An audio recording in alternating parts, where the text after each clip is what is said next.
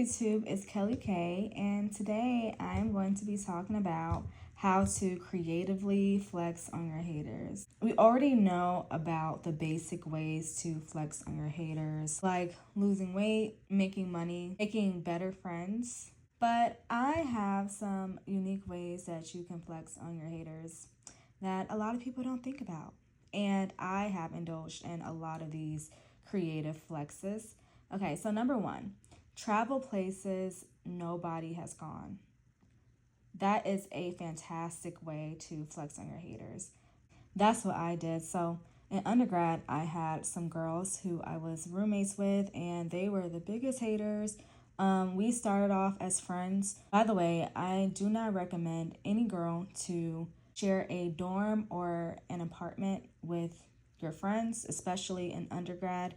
It can get messy really quickly, and also people who admire you from afar, they can easily start hating you when they're up close to you because they see your daily routines. So I do not recommend any girl in college to room with their friends. Some people have great experiences with that, but I didn't, and honestly, I don't know anybody else who had a great roommate relationship, especially when they decided to get an apartment or a dorm with their friends. So I had three girls who ended up turning on me. They never bullied me directly. What they did was they would just ostracize me and they would get quiet when I walked in the room. So what did I do? I decided to study abroad on semester at sea. What I did was I didn't tell my roommates or really anybody for that matter that I was going to go on semester at sea. I literally moved out of the apartment without them knowing.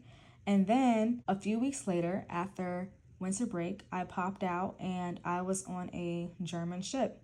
And where did I go? So I went to Hawaii, Vietnam, Japan, Mauritius, just to name a few. And these are places, honestly, that they will never be able to go to. So that is the biggest flex, is to travel places nobody has gone. And what I would advise is to look up travel grants and scholarships. You can also volunteer.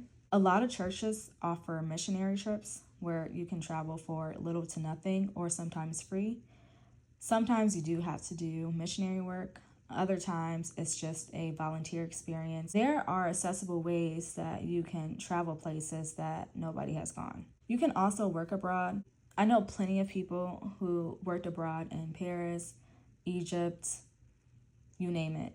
They had a life experience that 90% of people will never get to experience.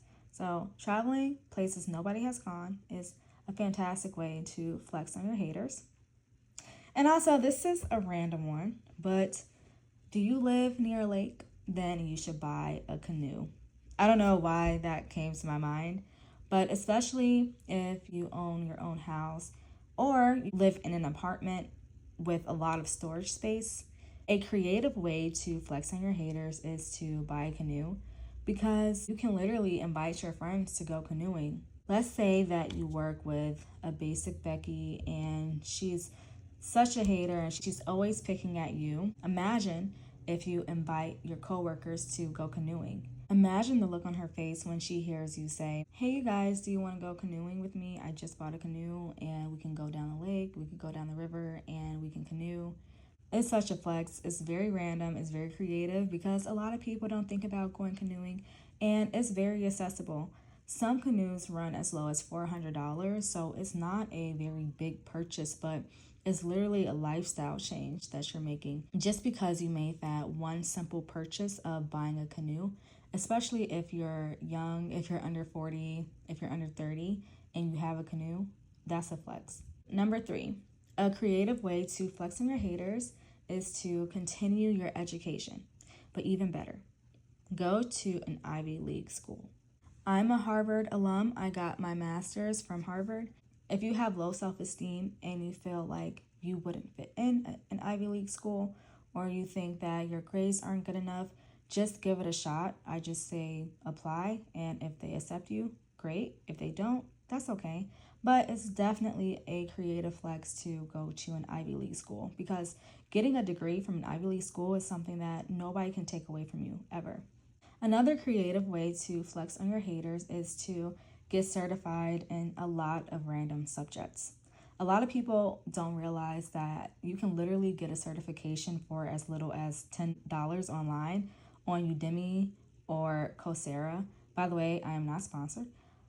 But you can get certified in art therapy, floral design, cake decoration, wine and spirit education. This is a creative way to flex because you're bettering yourself and you're accumulating unique skill sets that will be so obvious if your haters copy. And even better, you can make a business out of it. Another creative way to flex on your haters is to read books. So, for some reason, when I think of haters, I don't picture them reading. I picture a hater scrolling online, doing nothing with their lives, just bitter, sitting in a dark, deserted room. The last thing I would expect them to do is to read, especially leisurely. And being well read is a flex because it gives you social and intellectual capital. Being well read can enhance your reputation, and it's a signal that you're informed, educated. It can make you more culturally aware and sensitive, and that can be very impressive in conversations about art, literature, history, and current events. Another way to creatively flex on your haters is to host parties. That's what I did at Harvard. I threw a lot of uniquely themed parties, had very unique vibes and themes. I'm really into ambiance and lighting design and color theory behind lighting design. I am very aesthetically aware, so my parties are very unique. So that's a way that you can flex on your haters. When you host parties, you meet more people and you become the popularity princess overnight. Another way you can creatively flex on your haters is to learn how to DJ. That's a skill that I learned how to do after I wanted to flex on one of my haters. He was really into music and he introduced me to SoundCloud. And me and him, we used to be very close. We used to be really cool. And then he ended up turning into one of my biggest haters. So what did I do? I learned how to DJ using SoundCloud. For my 21st birthday, I bought DJ equipment. I posted everything on Instagram, and I posted my own mixes on SoundCloud. And my haters soon after DM'd me on Instagram saying how proud of me he was. But as time went on, and as I expected, he was very envious and jealous of my new skill set because I was getting attention and I knew how to utilize the platform that he introduced me to 10 times better than him. That's another creative way to creatively flex on your haters, especially if you're really interested in music. Learn how to DJ. It takes practice, but it's not impossible to learn. Before I bought my equipment for my 21st birthday, I literally downloaded a DJ app on my phone and I was mixing songs together on my phone. I'll end by saying this. Your haters can continue to live their terrible lives in a dark, deserted, musty room while you're living your life. I just advise you to live your life, be fearless in your decisions. If you want to apply to an Ivy League school, do it. If you want to learn how to be a cake decorator, do it. Not purely because you'll flex on your haters. That should be a byproduct. One way that you know that you're making these decisions authentically is you would do the same thing even if you knew that your haters would never hear about it or see it. Drop your comments, like, subscribe, and I'll talk to you guys next time.